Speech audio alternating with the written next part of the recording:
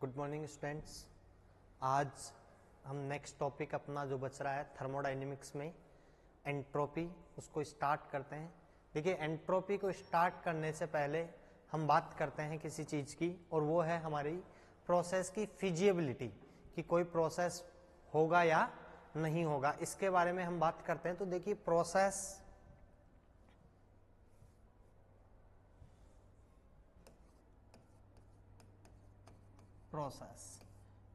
दो टाइप के, एक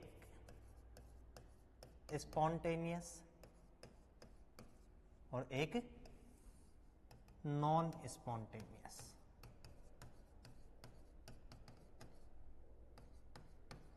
देखिए, फिजिबिलिटी के बेसिस पे प्रोसेस दो टाइप के हैं। First one is spontaneous process और second one is non spontaneous process. क्या डिफरेंस है स्पॉन्टेनियस और नॉन स्पॉन्टेनियस में? जैसे अगर मैं किस चीज की बात करता हूं कि हम क्या कहते हैं कि जब नल से पानी नीचे आता है, जैसे टैप ऑन करते हो, ऑन करते ही पानी का आता है नीचे, अपने आप आता है, किसी एक्सटर्नल फोर्स की नीड नहीं है। एक बार सिर्फ आपको या तो इनिशिएट करना पड़ता है प्रोसेस को, या फिर अपने आप जो प्रोसेस होती है स्पॉन्टेनियसली प्रोसेस, उनको हम कहते हैं spontaneous process.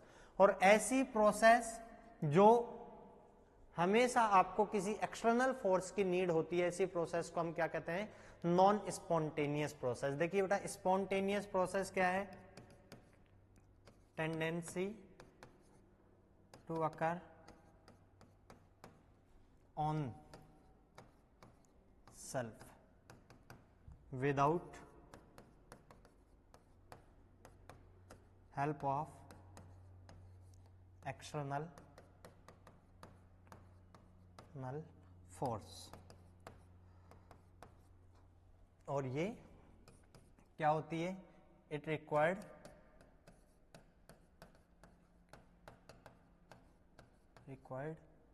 Help of external source.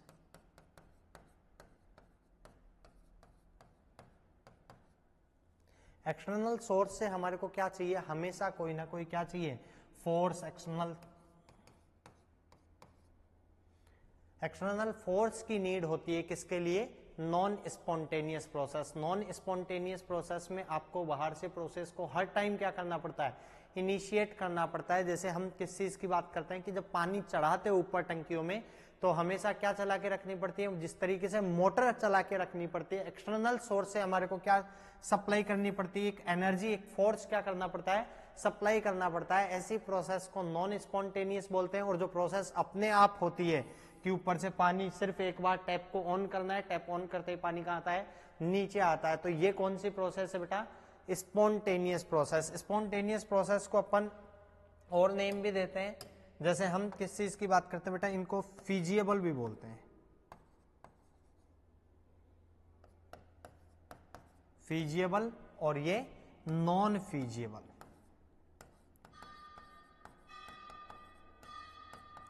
ये इनको बोलते हैं प्रोबेबल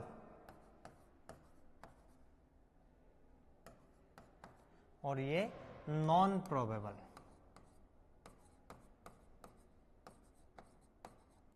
जैसा स्टार्टिंग में हमने जब बात की थी थर्मोडायनेमिक्स की, तो थर्मोडायनेमिक्स में हम कहते हैं कि ये रिएक्शन होगी या नहीं होगी, तो वही चीज हमारे लिए क्या है बेटा? स्पॉन्टेनियस। वही प्रोसेस अपने लिए क्या है बेटा? स्पॉन्टेनियस प्रोसेस अपने आप होते हैं, और नॉन स्पॉन्टेनियस प्रोसेस अपने आप नहीं होते। इन प्रोसेस के लिए किसकी नीड होती है? आपको एक्सटर्नल सोर्स, एक्सटर्नल फोर्स से कंटिन्यूअसली क्या प्रोवाइड करवानी पड़ती है? एनर्जी प्रोवाइड करवानी पड़ती है। अब देखिए, हम बात करते हैं नेक्स्ट टॉपिक पे इसी में, कि स्पॉन्टेनियस और नॉन स्पॉन्टेनियस प्रोसेस के लिए, किसी भी प्रोसेस को होने के लिए दो क्राइटेरिया होते हैं। क्या होते हैं बेटा? दो क्राइटेरिया, कि कोई प्रोसेस होगी या नहीं होगी। इसको डिफाइन करने के लिए हमारे पास में दो क्राइटेरिया है। फर्स्ट है मैक्सिमम स्टेबिलिटी।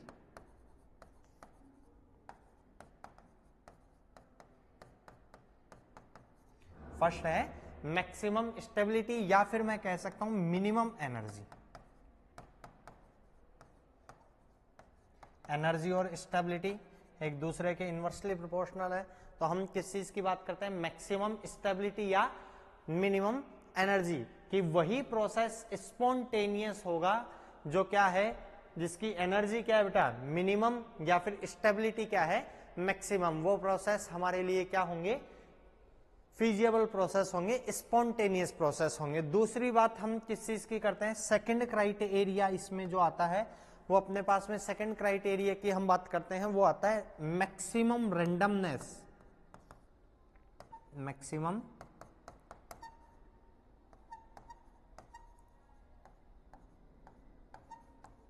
रैंडमनेस।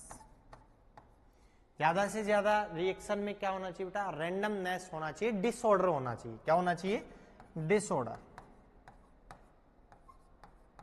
ये दो क्राइटेरिया किस चीज को डिफाइन करते हैं, हम बात करते हैं इन दो क्राइटेरिया में। ये क्राइटेरिया आपको बताएंगे कि सर रिएक्शन होगी या नहीं होगी। तो हम कहते हैं कि अगर ये दोनों किस में हो बेटा, सेम डायरेक्शन में,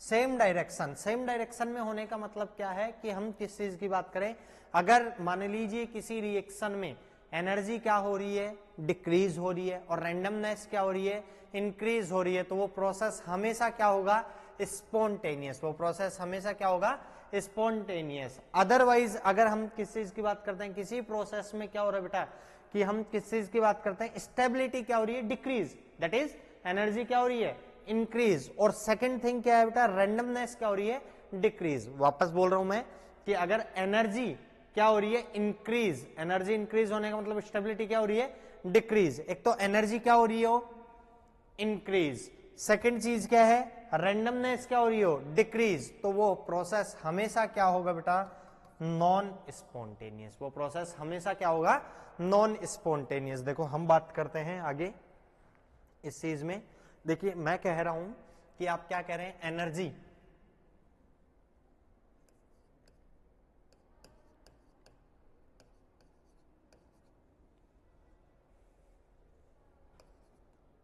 एनर्जी क्या हो, डिक्रीज।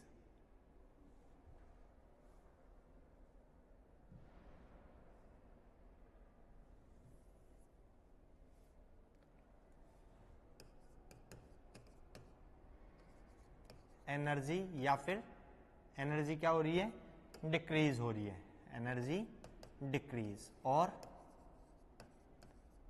रैंडमनेस क्या हो रही है, इंक्रीज। क्या, एनर्जी डिक्रीज और रैंडमनेस इंक्रीज। तो प्रोसेस हमेशा कौन सा होगा अपने लिए, हाँ भाई, प्रोसेस हम क्या कहेंगे बेटा, स्पॉन्टेनियस। कैसा, स्पॉन्टेनियस। और अगर मैं क्या कह रहा हूं, किसी प्रोसेस के लिए एनर्जी क्या हो रही है, इंक्रीज, और रैंडमनेस क्या हो रही है,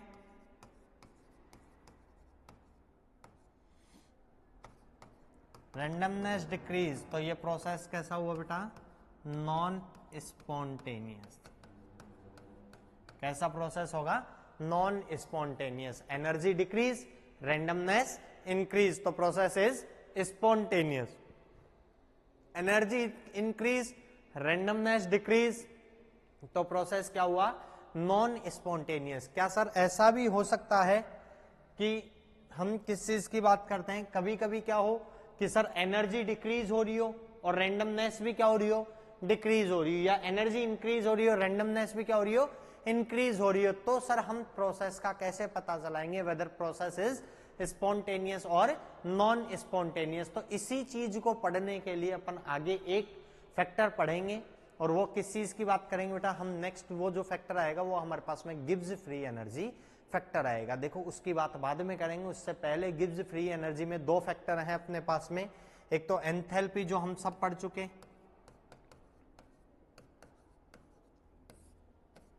डेल्टा एच या एच, ओके। ये एंथैल्पी जो है वही किस चीज को डिनोट करता है बेटा हमारे पास में, एंथैल्पी। अभी हमने जो कहा है एनर्जी फैक्टर, क्या है, एनर्जी फैक्टर को कौन डिफाइन करेगा, एंथैल्पी। और दूसरी चीज हम किस चीज की बात करते हैं, रैंडमनेस। रैंडमनेस को हमारे पास में कौन डिफाइन करता है बेटा? एंट्रोपी। क्या डिफाइन करेंगे, किससे डिफाइन करेंगे? एंट्रोपी। एंट्रोपी का साइन क्या हो गया हमारे पास में? S.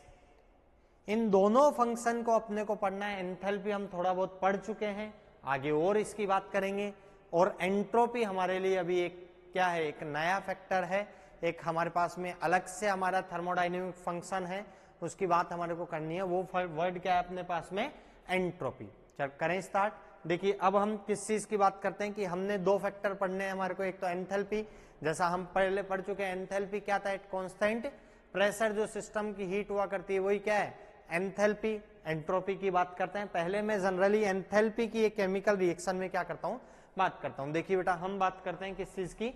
Enthalpy.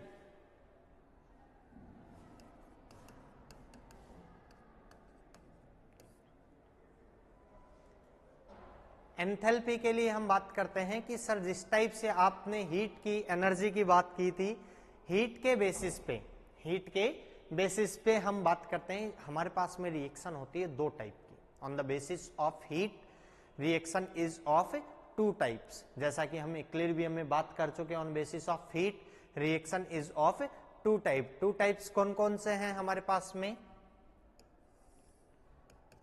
First one is exothermic और second one is endothermic.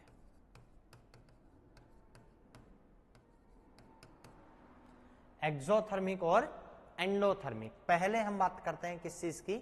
Exothermic reaction क्या होती है, और फिर हम किस चीज की बात करेंगे?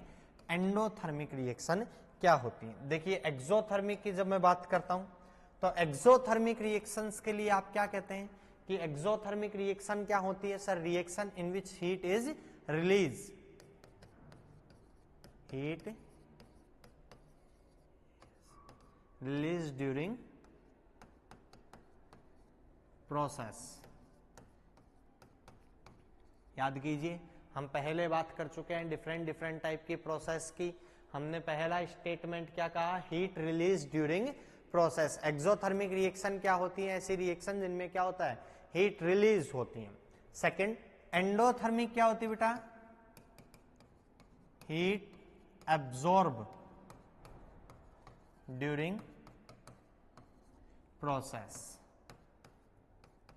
जनरली हम रिएक्शन की बात करते हैं कि रिएक्शन के ड्यूरिंग क्या होती है? हीट एब्जॉर्ब या हीट रिलीज होती है। तो यहां हम तो थर्मोडायनेमिक्स में किस चीज की बात करते हैं?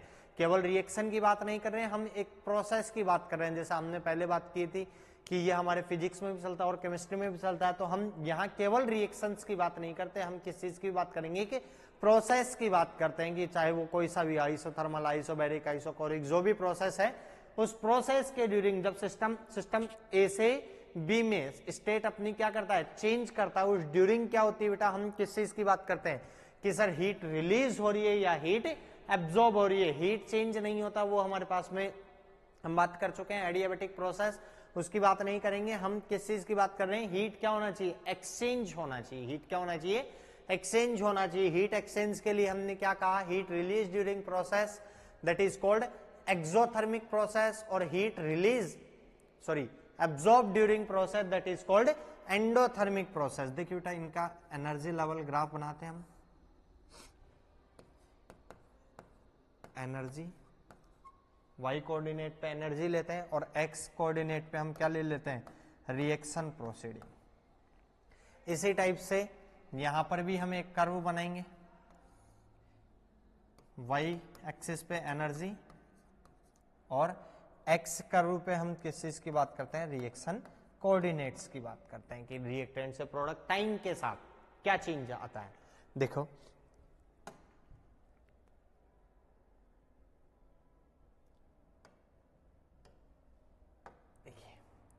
आप कहते हैं कि जो एक्सो है, एक्सो का मतलब क्या हो रहा है? हीट रिलीज होती है, और हीट क्या है? एक एनर्जी है।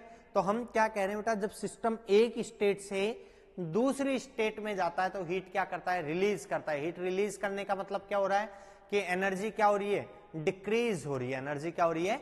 डिक्रीज। एनर्जी डिक्रीज का मतलब क्या है कि मान लीजिए ये इस एनर्जी लेवल पे यहां पे हमारे पास में ये एनर्जी किसकी है, रिएक्टेंट की। किसकी एनर्जी है, रिएक्टेंट की। और इसकी एनर्जी क्या करनी है अपने को, डिक्रीज करनी है। तो ये एनर्जी लेवल, चलो देखिए बेटा, हम किस चीज की बात कर रहे हैं कि हमारे पास में क्या हो गया, सही नहीं आ रहा है,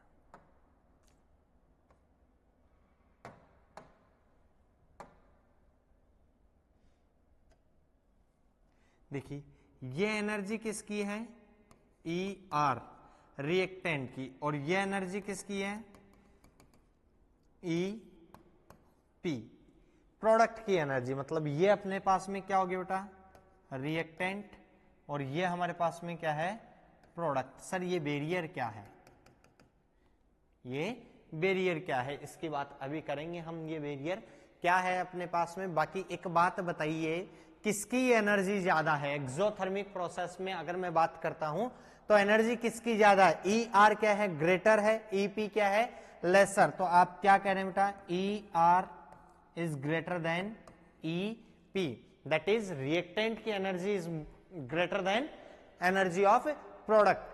तो एक बात बताओ, एक्सो का मतलब क्या हो रहा है, heat release during the process. की प्रोसेस के ड्यूरिंग क्या करता है, हीट रिलीज करता है। हीट एक एनर्जी है, पहले किसकी एनर्जी ज्यादा है, रिएक्टेंट की एनर्जी क्या है, ज्यादा है। थोड़े से टाइम बाद में देखिए एनर्जी क्या हुई, लॉस। एनर्जी क्या हुई, रिलीज। तो प्रोडक्ट की एनर्जी क्या हो गई, कम हो गई। तो एक्सोथर्मिक प्रोसेस में किसकी एनर्जी ज्यादा होती है, रिएक्टेंट की ज्यादा होती है, और प्रोडक्ट की क्या होती है, कम होती है। इस प्रोसेस के ड्यूरिंग एनर्जी क्या होती है, रिलीज होती है। सर ये बैरियर किस चीज का है, देखो बेटा, इस बैरियर की अगर मैं बात करता हूं, इस बैरियर को हम नाम देते हैं एक्टिवेशन एनर्जी।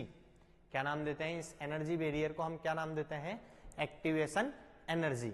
देखिए एक्टिवेशन एनर्जी की मैं बात करता हूं। सर एक्टिवेशन एनर्जी क्या है, कि आगे हम चल के 12th क्लास में एक थ्योरी पढ़ेंगे, कोलिजन थ्योरी। क्या पढ़ेंगे, कोलिजन थ्योरी।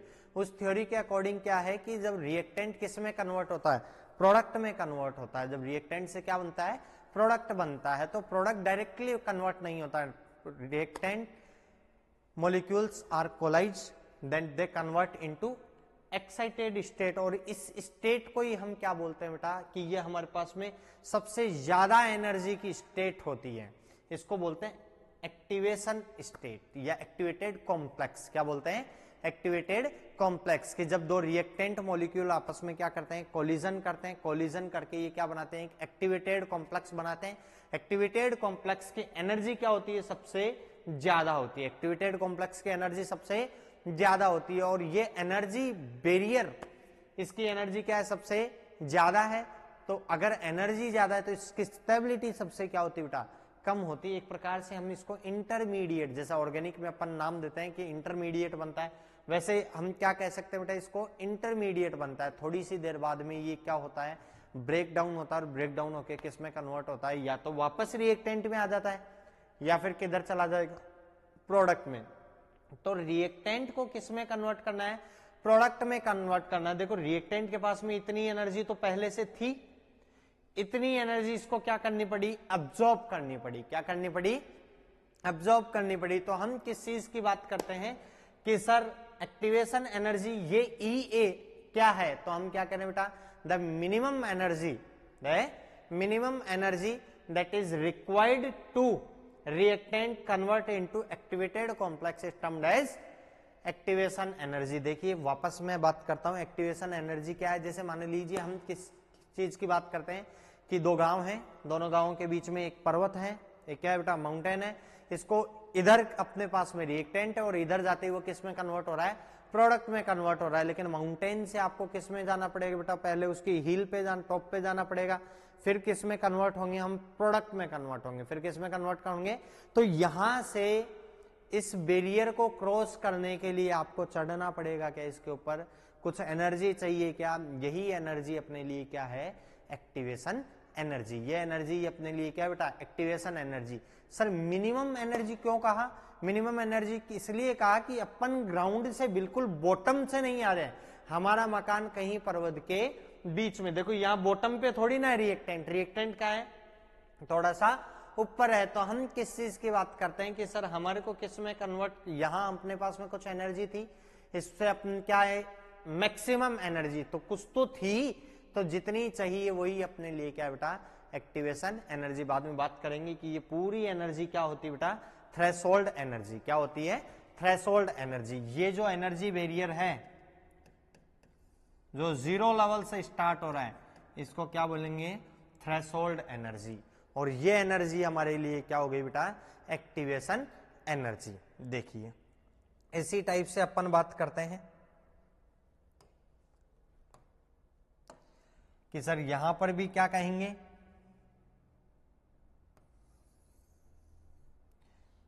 कि हमारे पास में ये क्या हो गया,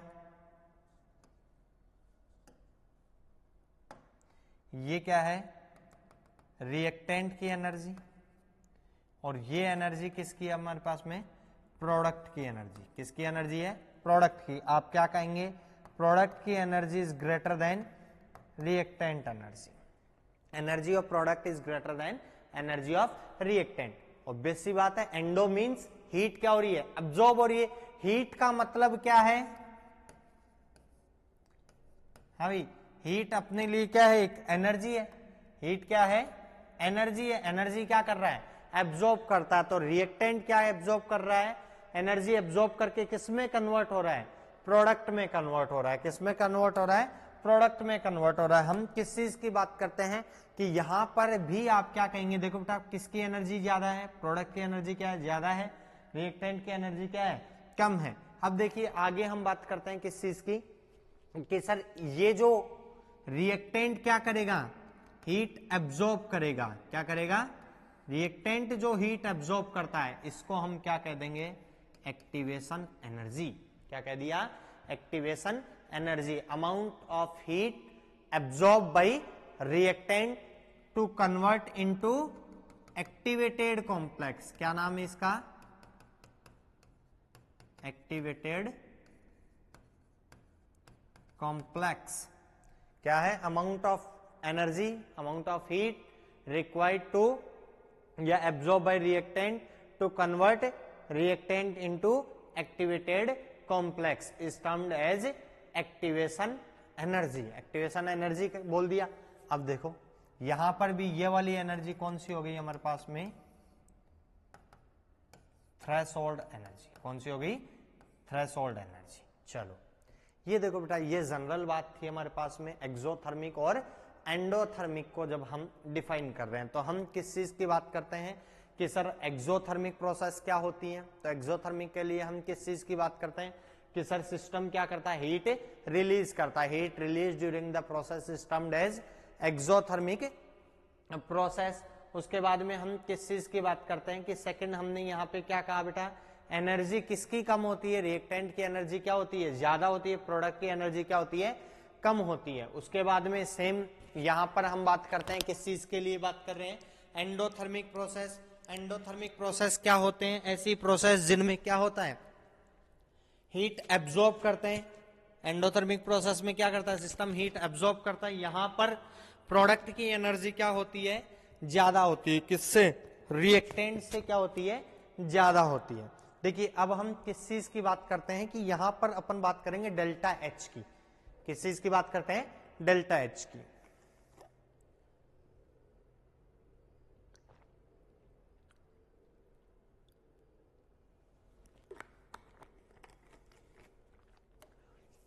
देखो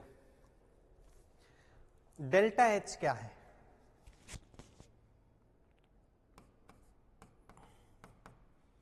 जैसा कि पहले अपन पढ़ चुके हैं इन चीजों के बारे में हल्का फुल्का कि सर एक्सोथर्मिक के लिए डेल्टा एच की वैल्यू क्या होती है नेगेटिव और एंडोथर्मिक के लिए डेल्टा एच की वैल्यू क्या होती है पॉजिटिव। तो बेटा डेल्टा एच होता है energy of product minus energy of reactant.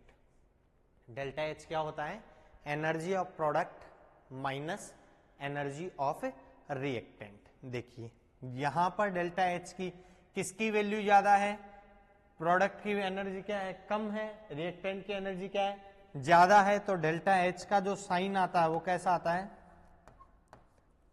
Negative. कैसा साइन आता है? नेगेटिव। और यहां पर डेल्टा एच का साइन कैसा आता है? पॉजिटिव। कैसा आता है? पॉजिटिव। क्यों? क्योंकि डेल्टा एच क्यों? क्योंकि यहां पर प्रोडक्ट की एनर्जी क्या है? ज्यादा है, यहां प्रोडक्ट की एनर्जी क्या है? कम है। इसलिए हम किस चीज की बात करते हैं कि सर डेल्टा एच की वैल्यू यहां पर कैसी आती है? नेगेटिव। और यहां पर कैसी आती है? पॉजिटिव। चलो अब देखो बेटा कुछ जनरल बातें हैं अपने पास में, इसमें स्टेटमेंट वाले क्वेश्चन आते हैं। किस चीज की बात करें सर? किस टाइप का स्टेटमेंट? तो देखो एक बात बताइए मेरे को कि हम किस चीज की बात करते हैं? स्टेबिलिटी की। किस चीज की बात करते हैं? स्टेबिलिटी। स्टेबिलिटी आप क्या कहते हैं कि सर स्टेबिलिटी क्या होता है? एनर्जी के इनवर्सली प्रोपोर्शनल होता है। किसके इनवर्सली प्रोपोर्शनल होता है? एनर्जी के। यहां पर कौन स्टेबल है? एनर्जी किसकी ज्यादा है? रिएक्टेंट की। किसकी कम है? प्रोडक्ट की। तो आप क्या लिखेंगे बेटा? प्रोडक्ट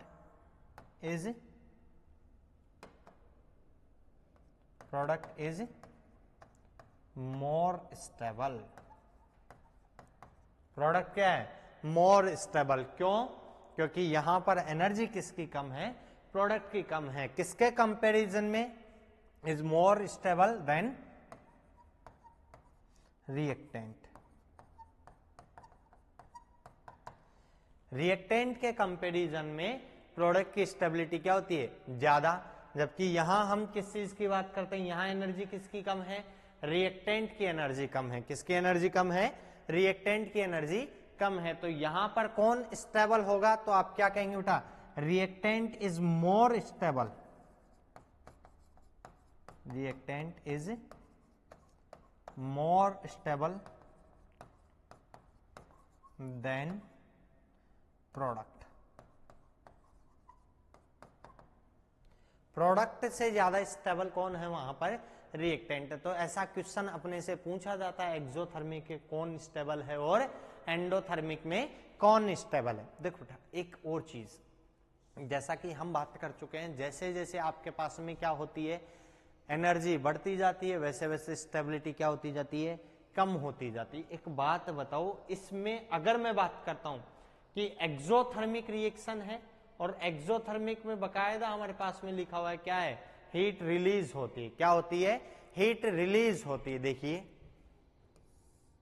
चलो हीट रिलीज होती है तो हम बात करते हैं कि अगर मान लीजिए सिस्टम ज्यादा हीट रिलीज करता जाएगा, क्या मान रहे हैं अपन? सिस्टम ज्यादा हीट रिलीज करेगा, तो आप किस चीज की बात करते हैं कि सर ज्यादा रिलीज करेगा मतलब क्या होगी? प्रोडक्ट की एनर्जी और क्या होती जाएगी? कम होती जाएगी। मतलब प्रोडक्ट की एनर्जी जितनी कम होगी उतनी प्रोडक्ट की स्टेबिलिटी क्या होती जाएगी? ज्यादा होती जाएगी। तो यहां अपना एक स्टेटमेंट, और स्टेटमेंट क्या आ गया अपने पास में? स्टेटमेंट हम किस चीज की लिखते हैं यहां पर? क्या है? If more heat release by system, if more heat release by system, stability of product is increases. जैसे जैसे ज्यादा जितनी ज्यादा हीट रिलीज करता जाएगा वैसे वैसे प्रोडक्ट की एनर्जी क्या होती जाएगी? कम होती जाएगी। कम होती गई तो स्टेबिलिटी क्या होती जाएगी? बढ़ती जाएगी। वैसे यहां पर क्या स्टेटमेंट देंगे? यहां पर क्या स्टेटमेंट दोगे? और वो स्टेटमेंट क्या होगा अपने पास में कि भैया यहां हीट क्या कर रहा है? एब्जॉर्ब करता है। यहां हीट क्या हो रही है? एब्जॉर्ब हो रही है। और जितनी ज्यादा हीट एब्जॉर्ब करेगा उतनी ही ज्यादा क्या होती जाएगी बेटा? प्रोडक्ट की एनर्जी बढ़ती जाएगी। प्रोडक्ट की एनर्जी बढ़ने का मतलब हम किस चीज की बात करते हैं?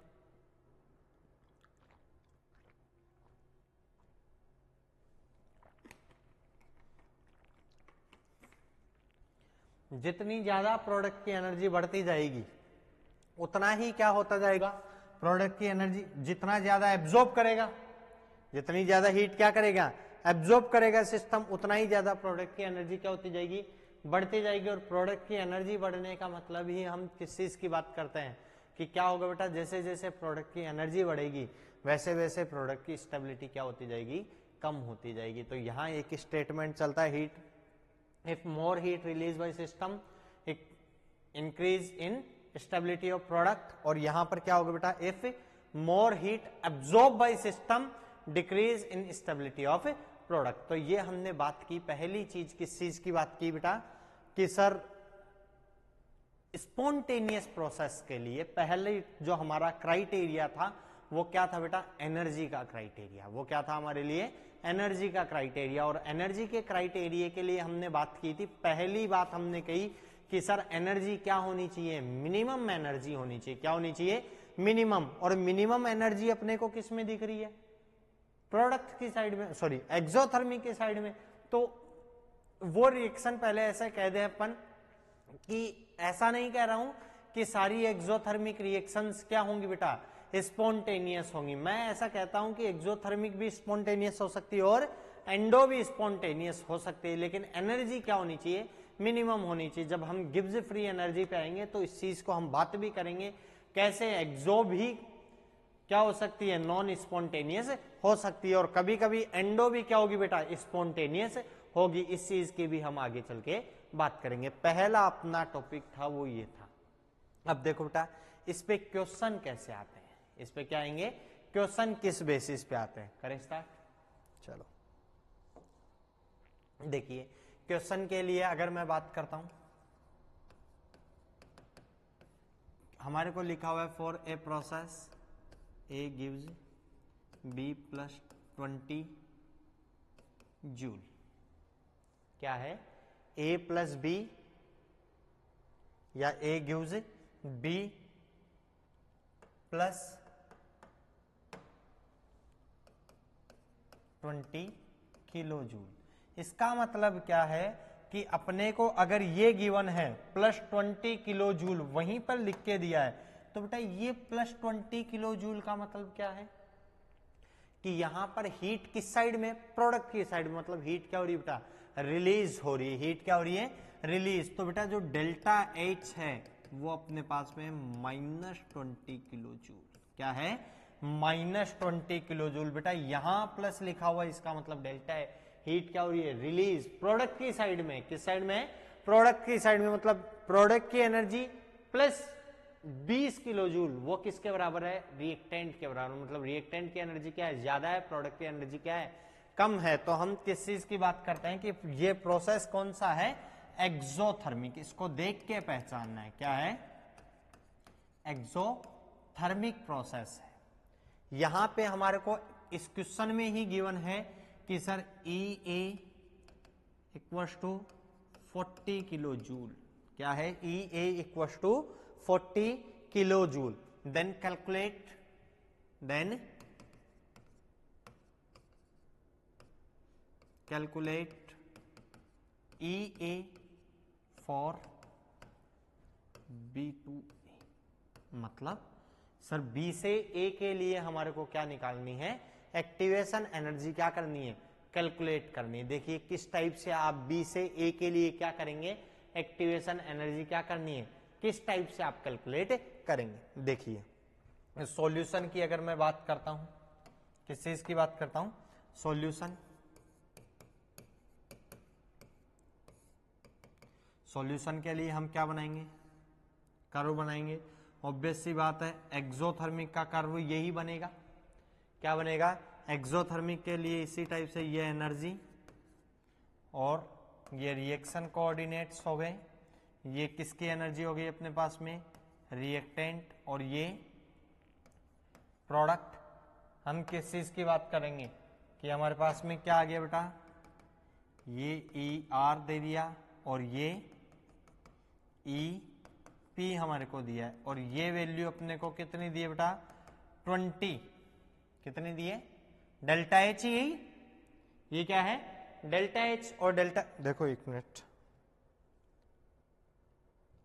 इस ग्राफ में वापस आओ एक बार। हम किस चीज की बात करते हैं कि ये ही तो है प्रोडक्ट माइनस रिएक्टेंट, और ये वैल्यू अपने पास में क्या होती है, डेल्टा एच। ऐसे ही ये अपने पास में क्या हो गया बेटा, डेल्टा एच। क्या हो गया, डेल्टा एच। तो ये क्या है, प्रोडक्ट माइनस रिएक्टेंट को अपन क्या बोलेंगे, डेल्टा एच। क्या बोलेंगे बेटा, डेल्टा एच। देखो ये अपने पास में डेल्टा एच, और डेल्टा एच कितना दिया है, -20 किलो जूल। बेटा मैं 20 किलो जूल लिखूंगा, मैं क्या लिखूंगा, केवल 20 किलो जूल। सर क्यों 20?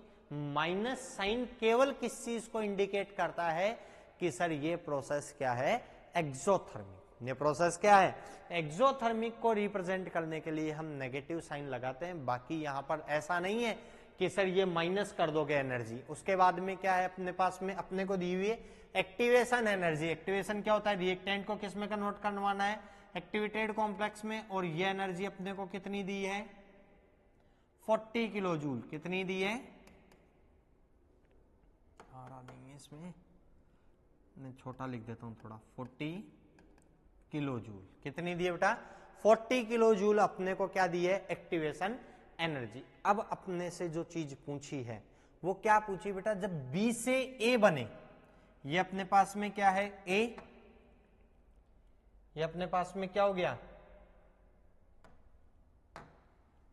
ए है, और ये अपने पास में क्या है बेटा बी।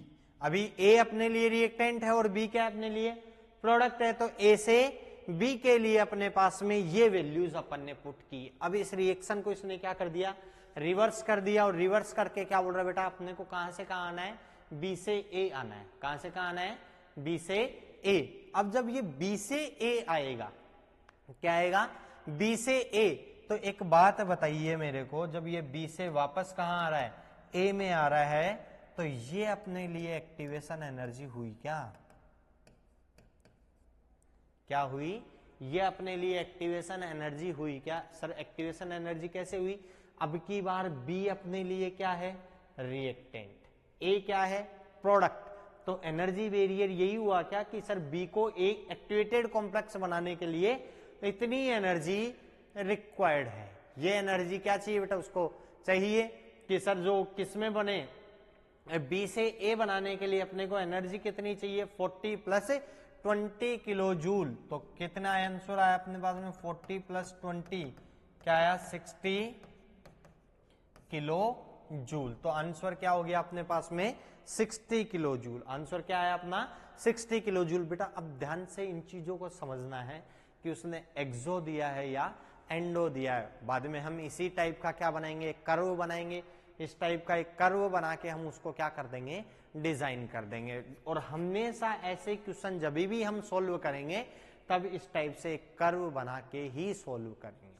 एक चीज इसमें ध्यान रखना बेटा, अगर डेल्टा एच देगा तो ऐसे लिख के देगा -20 किलो जूल, और अगर यहां प्लस लिख दिया इसका मतलब ये एनर्जी क्या कर रहा है, रिलीज कर रहा है। यहां माइनस लिखेगा इसका मतलब एनर्जी क्या कर रहा है, एब्जॉर्ब कर रहा है। इधर प्लस लिख रहा है इसका मतलब क्या कर रहा है, एनर्जी एब्जॉर्ब कर रहा है। और इधर माइनस, रिएक्टेंट की साइड में प्लस का मतलब क्या हो रहा है, रिएक्टेंट एब्जॉर्ब कर रहा है। और यहां माइनस का मतलब क्या कर रहा है कि रिलीज कर रहा है। तो बेटा डिफरेंट डिफरेंट क्या है इसके पास में पैटर्न है, जिनसे वो क्या बताएगा आपको, एक्सोथर्मिक प्रोसेस है या एंडोथर्मिक प्रोसेस है। देखो मैं एक बार ये पैटर्न आपके पास में लिख देता हूं। जैसे मैं बात करूं एक्सो के कैसे कैसे पैटर्न हो सकते हैं, एक्सोथर्मिक क्या है, रिएक्टेंट गिव्स प्रोडक्ट प्लस जो भी हीट है, क्यू से क्या कर दिया मैंने, रिप्रेजेंट किया, क्या करेगा, ओके। या फिर क्या लिखेगा, रिएक्टेंट, उधर हीट क्या होगी, रिलीज, तो यहां क्या करेगा, हमें reactant minus Q gives product. ये भी हमारे लिए क्या है बेटा कि सर रिएक्टेंट क्या कर रहा है, क्यू हीट क्या कर रहा है, माइनस का मतलब क्या हो गया, क्यू हीट क्या कर रहा है, रिलीज कर रहा है। इसी टाइप से आपको वो क्या लिख सकता है बेटा, रिएक्टेंट गिव्स प्रोडक्ट, और डेल्टा एच बराबर क्या लिख दे, माइनस क्यू। तो ये तीनों पैटर्न अपने पास में किस चीज के आगे, एक्सोथर्मिक के, किसके आगे। इसी टाइप से एंडोथर्मिक को वो कैसे लिखेगा,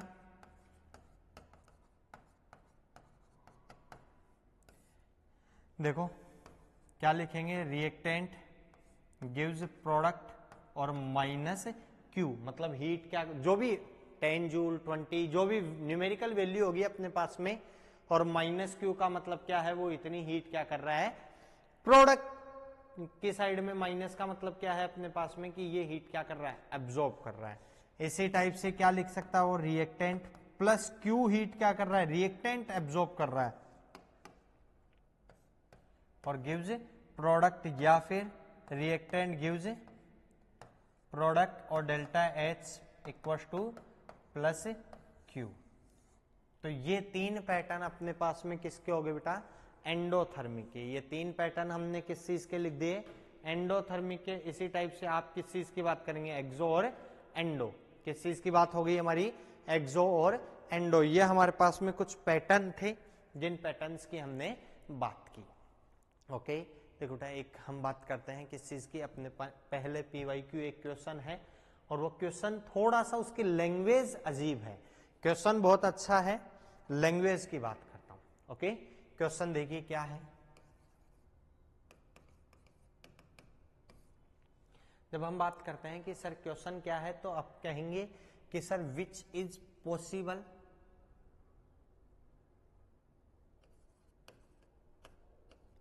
which condition या following condition are possible for,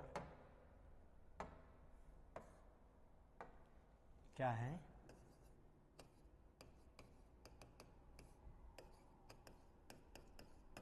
following condition are possible four. Following condition are possible four. और कंडीशन कौन सी है,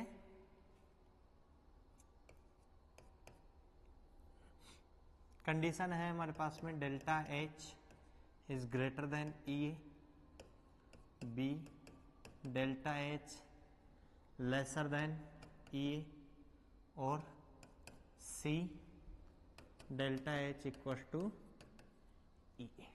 ऑप्शन देखिए, first option only exothermic, option second only endothermic, option third both exothermic और endothermic, और option fourth सबको पता है क्या, कुछ भी लिख दो, नन ऑफ दीज। चलिए हम बात करते हैं कि सर ये कंडीशन किसके लिए पॉसिबल है, तीनों, एक नहीं तीनों कंडीशन या तो एक्सो के लिए पॉसिबल है, या एंडो के लिए, या दोनों के लिए, या फिर दोनों के लिए नहीं, नन ऑफ दीज। तो हम किस चीज की बात करते हैं कि सर चलो चेक करते हैं। तो हम किस चीज की बात करते हैं बेटा, पहले मैं एक कर्व से चेक कर लेते हैं, या तो एक्सो से चेक कर लो या एंडो से चेक कीजिए। किससे बात करते हैं, या तो हम बात करते हैं एक्सोथर्मिक से, या फिर हम किस चीज की बात करते हैं, एंडोथर्मिक से। हम इसको क्या करते हैं, चेक करते हैं। देखो सॉल्यूशन, चलिए सॉल्यूशन स्टार्ट करते हैं। पहले मैं बात करता हूं फॉर एक्सोथर्मिक। किस चीज की बात करता हूं, एक्सोथर्मिक के लिए मैं बात करता हूं। देखिए बेटा एक्सोथर्मिक के जब हम बात करेंगे तो एक्सोथर्मिक का कर्व बनाते हैं हम। एक्सो का मीन्स क्या है, हीट क्या हो रही है, रिलीज। हीट रिलीज होने का मतलब किसकी एनर्जी ज्यादा है, रिएक्टेंट की एनर्जी क्या है, ज्यादा है, किसकी एनर्जी कम है, प्रोडक्ट की एनर्जी क्या है, कम है। चलो ये एनर्जी किसकी है, रिएक्टेंट की, ये किसकी एनर्जी आ गई, प्रोडक्ट की एनर्जी।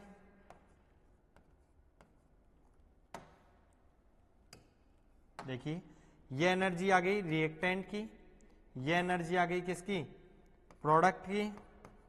ये हमारे पास में आ गया एक्टिवेटेड कॉम्प्लेक्स, और ये हमारे पास में क्या आ गया बेटा, एक्टिवेशन एनर्जी, और ये हमारे पास में क्या आ गया, डेल्टा एच। तो देखो इस कंडीशन को देख के आपको ऐसा लग रहा है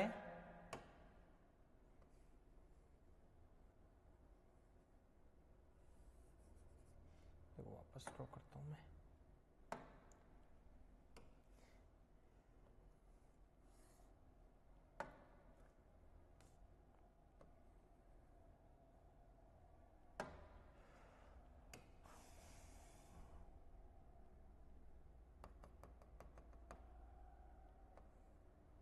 देखो इस कंडीशन को आपको देख के अगर आप अनुमान लगा सकते हो या देख पा रहे हो तो आपको दिख रहा होगा क्या बेटा कि सर जो ई ए है एक्टिवेशन एनर्जी उसकी वैल्यू क्या है, ग्रेटर है किससे, डेल्टा एच से।